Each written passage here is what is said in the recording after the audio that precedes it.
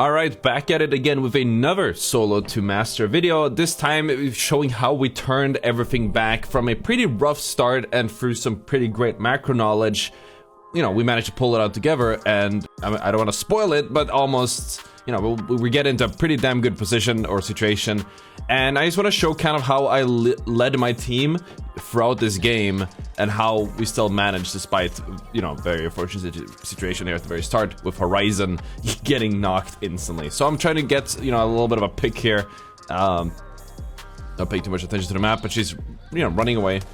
Sadly, not hitting the shots I needed to hit her. Not hitting those. Hit that one, a follow-up. And my teammate actually grabbed the banner here, so I immediately just went for the revive, because I don't see anyone in LOS. I don't think the Horizon would even expect the rest to come out that soon, which is pretty good for us, because that means we get a real quick, like, reset. They might try to push us, but I feel like, you know, that damage is discouraging, if anything. And let's just see what we do then. So basically, I know that this is a really bad situation, because I didn't see this team dropping in. They dropped in super late. It was a full team. And we just have to figure out a way to get out of here, mostly. So there's this Horizon here playing, you know, a pretty large angle. I'm just trying to hold the entire enemy team off so they can't close the gap. Running out of ammo as I do that, running out of heals as I do that. And I realized that, okay, now we gotta bail, because my teammates will not be able to fight back. No offense to them. It's just the truth, right? This is truth in solo queuing, that your teammates generally will not be able to fight back. And obviously there's also the added fact that we didn't really get a lot of loot. So, you know, no matter whether they had the shooting skills or not, we didn't have any loot. So I'm like, okay, we're gonna leave, we're gonna back up, we're gonna go and chill, then go to launch site, make a bit of a rotation here and just see what we can do. So we do that. So we move on and then just kind of run past the launch pad. We've looted up a little bit, got a little bit more nice stuff. We're doing a very wide rotate here because I don't want to go, you know, straight into the enemy. And I want to make sure that all of us get the loot that we need, so we have a chance in the upcoming fights. And, you know, again, you know, Wraith has a white armor, Horizon does a blue, I have blue, but it's nothing amazing. So we're going to rotate forward here and look for an entry into... not even an entry, it's like trying to find a way into the zone.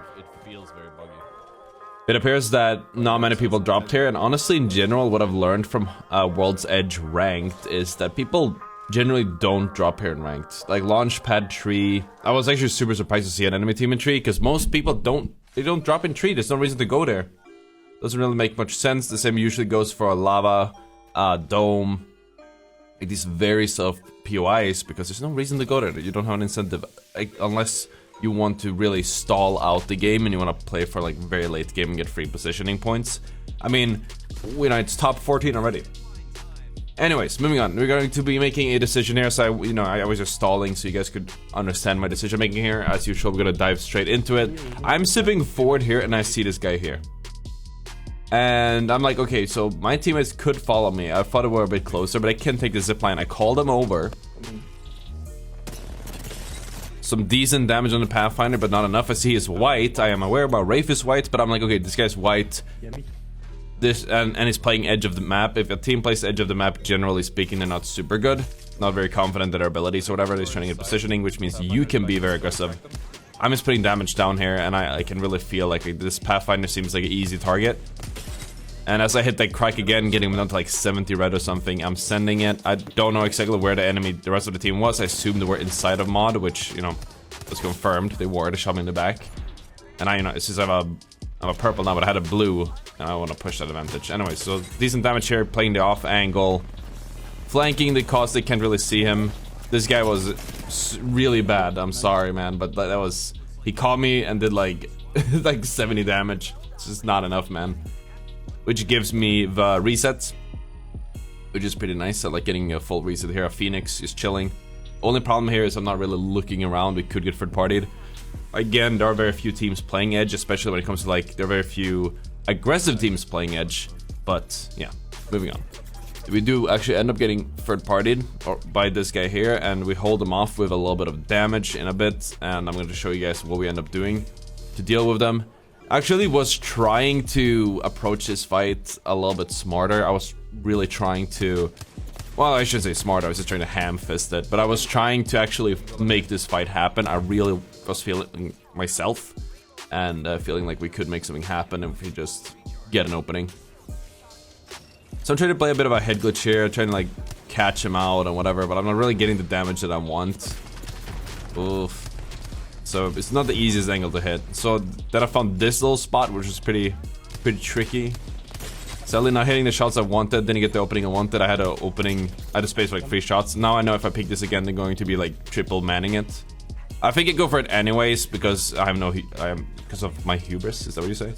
But then I realized like, no, we can't do this. I have to be realistic. As much as I would love to get this fight here, they're just camping the choke, and you know, theoretically this should be open. It could have been a team here, but it's very unlikely. And we just kind of leave.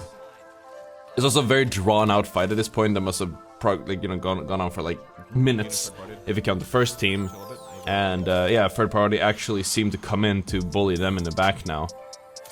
So that was a perfect timing to actually get out of there and skedoodle, which actually worked out in our favor here. In a little bit. She doesn't know. She doesn't know how close it was. We didn't end up shooting because I was thinking there would be like a big fight or a third party here, and it never happened. And we just decided to keep on moving here, get into zone. Again, it's 1 minute 30 on the timer. We want to get into zone. We want to get into late game. We do have some KP. We do have some loot. We don't have to chase the kills. I'm generally a strong, proponent for never really chasing the kills and instead going for, getting into positions or getting into situations where you have so much control, so the kills are like completely free. Like you don't even have to fight for them. You kind of just have to aim at your enemy and shoot them. They can rarely shoot back because they have to rotate or whatever. They have a little space to work with. Also, again, apologies for the word diarrhea. I am so underslept. I have so much to do lately. It's absolutely crazy. We got some new videos coming out soon that are like less solo to master and more high effort, but we're still working on those. Just a big backlog that we're working through. A pretty solid pick here on the Loba. If he had stayed fully healed up, he would not have been able to actually, he would have tanked that. I got him in 4 shots. It should be 5. So anyways, here I decided to go for the finisher here. Why not? And I know that this team, ran off to this room. And I asked Horizon here to go for our ultimate. Because of the, as you guys might know, Catalyst walls will be broken by grenades and ultimates like usual. It just takes longer to punch it. Now, sadly, this doesn't suck anyone in. But if they were there, I would have gotten them. If anything, it broke the door so we can play the off angle a little bit. I'm trying to hold the Wraith here in case our team would swing after getting that initial damage. But it seems like they don't. And I'm getting on top of the high ground here, looking for, anyone, really, just trying to get more damage in. So 3v2, just have to do it properly. Actually, this is one of those games where I talk to my teammates a lot. So this here I actually communicated with him and asked for him to help me kick the door down. Because, if 3 people kick a door down, so yeah, if both of them drop down and help me, and 3 people kick a door down, there's nothing you can do. Good damage. No reg. An actual documented no reg as well. That's crazy in this day and age. There we go. But it got a little bit close there. A little bit too close for comfort with that play. But it worked out. That's kind of what's to be expected when you do a full charge like that. You're going to take a lot of damage. That is just a sad truth. I dropped an armor for a hot swap if I need it or my teammates need it. Just to be safe, but should be fine. That fight was, again, very long, drawn out. There are only 8 or 9 squads at the time. There's nobody who can third party us, we're fine. And of course, you know what else is fine? That will be a PC from Apex Gaming PCs, which I've gotten a sponsorship with. I have my own line of customized PCs, or whatever you want to call them, and they actually came to me and asked me to choose some of the parts to put in there, so that's pretty cool. And they basically let me make my own line where there's Weasel, there's Beaver, and of course there's Ottr. And Ottr has up to 300 FPS guaranteed in Apex, which is pretty damn useful. So if you're a beginner, you want to get into PC gaming, I would definitely check that out. And of course you can use code Ottr for up to $250 off, link in the description. You figured I'd throw that one out there. If you're watching this and really want to play Apex on PC a little bit, that is a good place to start. Moving on anyways. Something really crazy happened here, and I don't even know what happened. I thought I was getting DDoSed. Shiv, I don't know if you can show my camera here. I just look done. I didn't know what to do. Like, we had so much good momentum, we had a good spot, and I just like crashed. And people always told me like, okay, you have to wait a minute or something. It was even cold water. I was like, cold water got him? Like, what's going on here?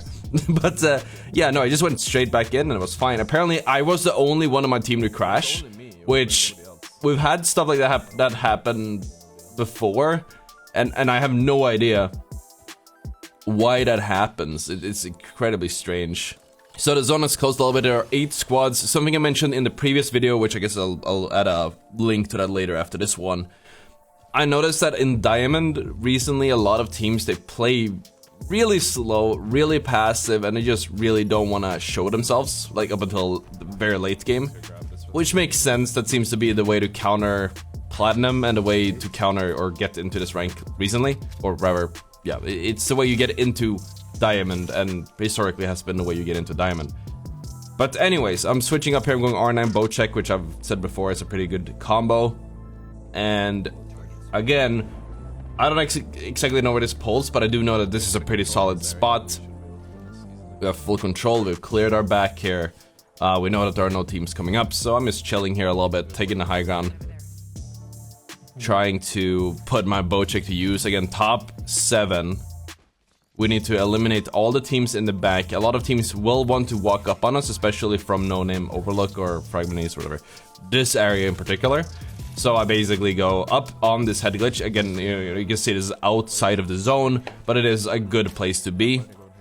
I don't even need to hit these arrows. It's like I'm going full copium right now. Like, I don't actually have to hit these guys. Obviously, I want to. I mean, that was a solid bow check shot, but at the end of the day, what matters the most is, obviously, I don't give them too much to work with, and that, you know, I show myself and make it clear that they can't go here for free, to kind of discourage them from taking the side. Because if they can't take the side, they're not going to try to, and that eliminates a very wide angle that, or route that they could take to be a thorn in our side later on. So this is like a macro sort of decision, like, okay, we're gonna hold this spot here because it will deny the rotation of many teams and will force them into a choke or into like a very unfavorable position, that being like down here, into each other as well. So it's very deliberate. There's a very clear reason why I'm sitting here. I'm playing this way. Then there's a big fight going on here, and I'm like, okay, I'm just gonna try to get some picks here. This is just me being a streamer and being greedy. You don't actually have to do this, but I think if you get the opening to do damage or to get kills, obviously I have a red armor, so it doesn't matter too much, but if you have an opening to get kills without much risk, I feel like you should always try to take that, because, you know, if you get a kill, it's worth it.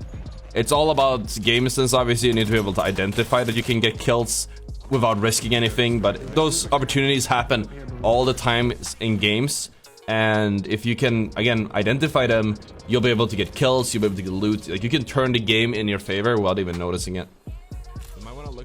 Now, my teammates this whole game was kind of just following me around like 2 stray puppies, so it was a little bit different. I was a little bit difficult to play the angles how I wanted them. You know, I wanted to like play one side. I think I even called them back at this point. Like, I wanted to play one side like the rock out here, and I wanted them to stay in the back, but they just followed me. They really wanted to get some of that action in, and alright, we'll just have to do what we can. I got an opening here on the Catalyst, which is nice. Trying to beam the Horizon didn't happen.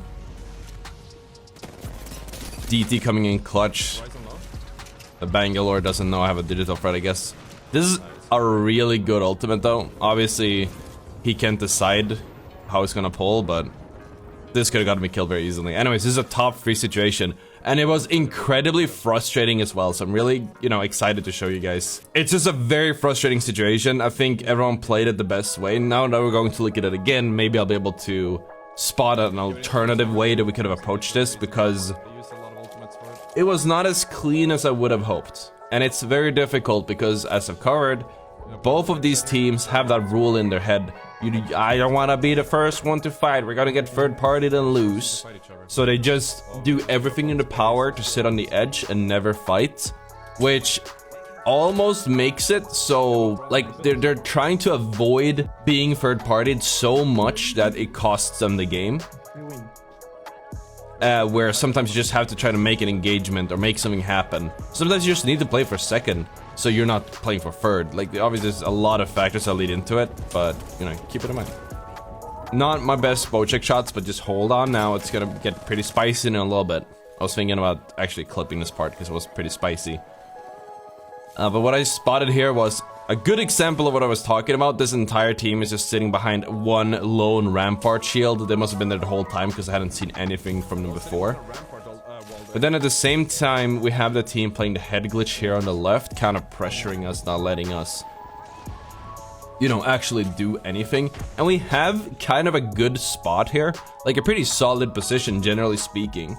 But the problem is that both teams can run up on one side each and pin us if we let them do whatever they want. Like, if they want to, and seeing as if both of them kind of been playing edge of zone most of the game, it's safe to assume they're going to play edge of zone when it closes as well. So I make the call here. This is me basically deciding I'm going to go for second. Obviously, I want to kill these guys fast enough and turn around and kill the others. But right now, I'm like, okay, I'm gonna go for the second, for some damage, like, see if we can do something, because they were distracted, we're looking at the other team. I was also poking at them a bit, I don't think they were actually engaging. Absolutely massive damage with the bow check, followed up by the DTA R9, and then we kill the Catalyst. Absolutely massive. And I have no idea how this happened, but Wraith ends up going down by all of the other team running up. Very solid damage with the bow check, but it's a 1v2, with Horizon not really getting too much damage down there. She ends up trading with Bangalore. Sadly, it's not working out. If she would have gotten a knock there, this would be a lot more playable. I'm just trying to play the head glitch as a Pathfinder. 1v3, don't have zone in my, you know, in my arsenal. No nades. Maybe if I had some nades, I could do something, but I don't have it either. Quick hot swap before. I'm looking for a play on the rampart. If I would have one-clipped her, maybe it would have been a bit different, but probably not. Trying to go for like a drive-by. It doesn't work. It was too hard to get that 1v3 going because they weren't really pushing. They were playing it too cleanly. And looking at it again, I don't think there's much that I could have done because my teammates just didn't hold their own. Like, if they held their own, maybe we could have made something happen there. Like, I was going off like crazy. But, like, in a micro sense, I don't know what else I could have done except hit more shots. In a macro sense, we couldn't really have baited them or try to like play certain angles or whatever. Like, theoretically, we had a really good spot. It just didn't work out for us. Anyways, that was another solo to master video or whatever. If you guys enjoyed that, make sure to hit the like and subscribe. Again, we're going to be uploading some better videos or better, you know, higher effort videos within the next week. It's just been put off a little bit because I've been super busy with everything going around. Anyways, thank you so much guys for watching. Take it easy, and I will see you all tomorrow. Peace out.